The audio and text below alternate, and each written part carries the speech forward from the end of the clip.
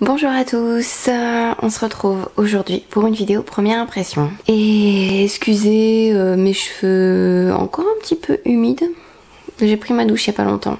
Et comme je suis un petit peu malade encore, j'ai ma grosse écharpe. Donc je suis pas dans une tenue des plus super glamour, mais on s'en fout. Aujourd'hui on va parler de la Sunset Palette de Natasha Denona. Alors Natasha Denona, c'est une maquilleuse des pays de l'Est. Je ne saurais pas vous dire exactement d'où elle vient, mais en tout cas elle vient des pays de l'Est. Elle peut être russe, polonaise, enfin je sais plus, bref. Et enfin moi personnellement je l'ai surtout connue au moment où elle a sorti sa marque de maquillage en fait. Donc la Sunset Palette, c'est mon premier produit Natasha Denona que je vais tester. On va la tester d'ailleurs ensemble. Vous allez voir mes premières impressions sur la Sunset Palette. Je me la suis offerte bien des mois après mon anniversaire. Pour mon anniversaire. Voilà. Je l'ai achetée sur Beautylish, qui est un site américain. Et cette palette coûte 129 $. Donc elle se présente, on dirait un portfolio de photographe. Donc l'ouverture est aimantée. Il y a un grand miroir. Coucou! Donc il y a un grand miroir dedans. Vous avez un petit volet en plastique avec les noms de la palette et les fards à paupières de la Sunset Palette. Est-ce qu'ils sont pas sublimes? Non mais vraiment. C'est non testé sur les animaux, c'est sans parabènes et les fards à paupières sont tous fabriqués en Italie. Donc si c'est important pour vous, sachez-le, c'est européen. Il y a à l'intérieur 15 fards à paupières. Franchement je les trouve d'une taille assez grosse. Je comparerai ça tout à l'heure pour voir. Là vous avez Sol, ensuite vous avez Ineos, Pangine, Morgana, Bermuda. Ensuite celui-là s'appelle Vulcano, Obad, Horizon, Sundazed, Terra, Bronzage, Mandarine, Iced Gold, Sinai et Atmosphère en dernier. Vous avez les noms sur le packaging, mais bon si vous êtes comme moi vous le jetez. Il y a les noms sur le papier en plastique. Alors ça on aime ou on n'aime pas. Moi personnellement ça me dérange pas du tout. Enfin ça gêne pas pour l'utiliser en fait. On l'applique comme ça. J'ai vu des revues sur YouTube qui disaient ah là c'est chiant. Bref, on verra à l'usage. Pour l'instant, ça me dérange pas. On verra. On va commencer tout de suite. Je vais vous zoomer sur mes yeux. Il y a plein de couleurs qui m'ont l'air très jolies. Je ne sais pas par où commencer. En fait, je commencerai bien avec un fard de transition, mais j'ai un peu peur. Là, comme ça, quand je la regarde, le seul fard qui a l'air réellement de transition, c'est celui-là. Donc Bermuda. Les autres m'ont l'air quand même très foncés. Je vais prendre un gros pinceau fluffy. Peut-être que je sais pourquoi ça faisait chier le monde. Si on se sert du miroir de la palette, il y a ça là qui rebique. C'est d'un chiant. Bref, on va faire ce qu'on peut. Je vais prendre la couleur qui est juste ici. Comme d'habitude, j'ai pas de base sur ma paupière. J'ai juste légèrement de l'anti-cerne et de la poudre. Alors, faut avoir moins peur d'y aller franchement qu'avec toutes les palettes extrêmement pigmentées qui peuvent sortir maintenant, comme les Anastasia. Franchement, c'est une très jolie couleur qui sert de transition et qui s'intensifie. On va utiliser, je sais pas lequel, je pense que je vais carrément y aller avec le marron qui est là. Alors c'est pas la même texture, je sais pas si vous allez voir, mais c'est pas la même texture que le fard que j'ai utilisé en creux. Il est beaucoup plus mat et il fait un tout petit peu plus de poudre quand on le prélève. Ce fard marron est en train d'accrocher certains endroits plus que d'autres, donc du coup ça fait pas un truc super méga homogène sur ma paupière. Il faut tapoter. Du coup, je vais revenir avec mon orangé du creux. Vous voyez, je suis en train d'effacer certains endroits plus que d'autres sur ma paupière. Je pense que sur ma paupière mobile, je vais appliquer le fard qui est juste là. Je sais pas du tout comment il s'appelle. Je sais pas s'il va être bien. Tout le monde dit que les fards Natasha Denona sont extrêmement poudreux et que ça tombe dans tous les sens. Je trouve pas que... Enfin, j'en ai pas partout, quoi. Je sais pas comment les gens se débrouillent, mais...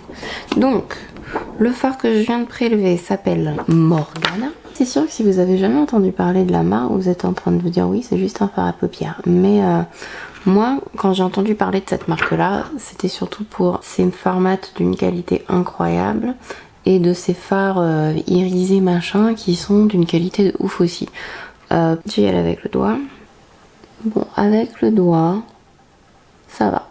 Après, j'ai utilisé le tout sans base, ne l'oublions pas.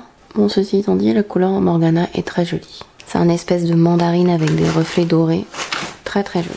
Je vais ajouter le fard Sinaï. Sinaï, c'est le fard qui est juste là, pour que vous puissiez voir à quoi il ressemble. Il est plus foncé que Horizon, donc la couleur qu'on avait ajoutée en creux. Ah, il est joli lui. Et je vais remettre Horizon avec le même pinceau et je vais juste le tapoter du coup. Avec un petit pinceau, je vais illuminer le coin interne de mes yeux avec... Ouh, j'en ai plein. Comment ça va rendre ça? Alors lui il chute. On va s'amuser un peu, on va mettre le fard là, ici. Donc là le fard que je viens d'appliquer c'est bronzage. Bon, je vais mettre du mascara, etc. J'arrive tout de suite.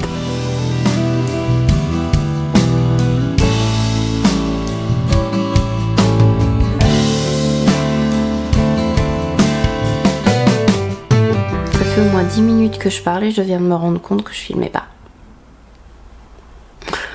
Donc je disais, voilà le look final. J'aime beaucoup le résultat sur mes yeux. Le fard avec lequel j'ai eu plus de soucis, c'est le marron mat qui est juste là. Il y a 4 autres fards dans la palette qui ont l'air d'avoir la même texture. J'avais l'impression quand je l'appliquais que il accrochait certains endroits plus que d'autres sur ma paupière. Et au final, avec ces fards très pigmentés, il faut juste les tapoter. J'ai un truc qui est accroché à mon fossile. Je crois que c'est une petite paillette du fard doré. C'est accroché dessus, ça m'énerve. La qualité est quand même supérieure à celle de Huda Beauty Desert Dusk, pour moi en tout cas. Et je suis arrivée à faire quelque chose de très intense sur mes yeux et en même temps de très fondu sans avoir énormément galéré. Je dirais quand même que pour qu'elle soit vraiment complète, il aurait fallu un fard mat, mais plus dans vraiment les tons chauds parce que celui-là il est rosé, quelque chose de la couleur de ma paupière pour que vraiment à ce prix-là, j'ai juste besoin d'emporter cette palette-là. Vous voyez ce que je veux dire ou pas? Là, j'ai eu besoin de rajouter quelque chose sur en dessous de mon sourcil. Mais pour 129 $, j'aimerais bien pouvoir mettre juste ça dans mon sac ou juste ça dans mon kit sans avoir besoin de sortir quelque chose d'autre. Esthétiquement, je veux dire, elle est magnifique. Le miroir est assez grand. Au final, je trouve ceci très gênant. Après, en tant que maquilleur, vous aurez juste besoin de tenir la palette comme ça pour l'utiliser. Mais pour soi, quand on a besoin d'un miroir, enfin si vous avez besoin du miroir de la palette, parce que c'est sûr que devant votre coiffeuse, normalement vous avez un miroir sur votre coiffeuse, mais là pour faire les vidéos, c'était pas très pratique. Il est fort probable que je vous fasse un check-up tout à l'heure pour vous dire si ça a bougé ou pas. J'aimerais fortement que ça ne bouge pas pour ce prix-là. J'ai rien d'autre de spécial à vous dire pour le moment. On se reparle tout à l'heure. Bye. Je reviens après plusieurs heures. Les fards n'ont absolument pas bougé. Très contente du look, du résultat.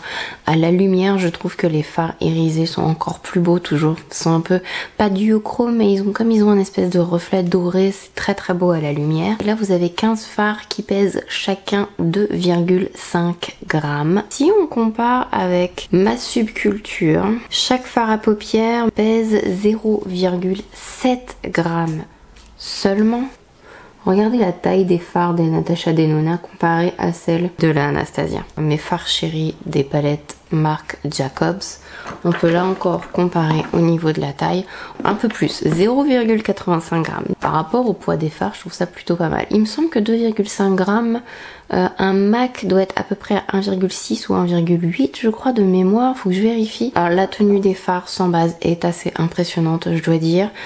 Certains fards, je préfère les utiliser, comme je vous disais, avec le doigt. Donc là, par contre, je vais les essayer avec une base et un fard à paillettes et je reviendrai vers vous. Peut-être même que je testerai directement en vidéo avec vous pour un deuxième tutoriel parce qu'il y a d'autres fards qui m'attirent énormément Après, si vous avez un petit budget, je vous dirais pas de vous précipiter là-dessus parce qu'il y a d'autres palettes très bien qui sont quand même plus abordables au niveau du prix. Je suis complètement séduite par l'harmonie de couleurs. Là, c'est une bonne première impression parce que je trouve mon maquillage au final très joli. Donc à voir s'il y a des fards dedans que je n'aime pas, mais celles que j'ai testées pour cette première impression sont très bien, malgré le fard mat qui est un peu difficile. Après, il m'arrive souvent de trouver dans les palettes de maquillage que les fards marron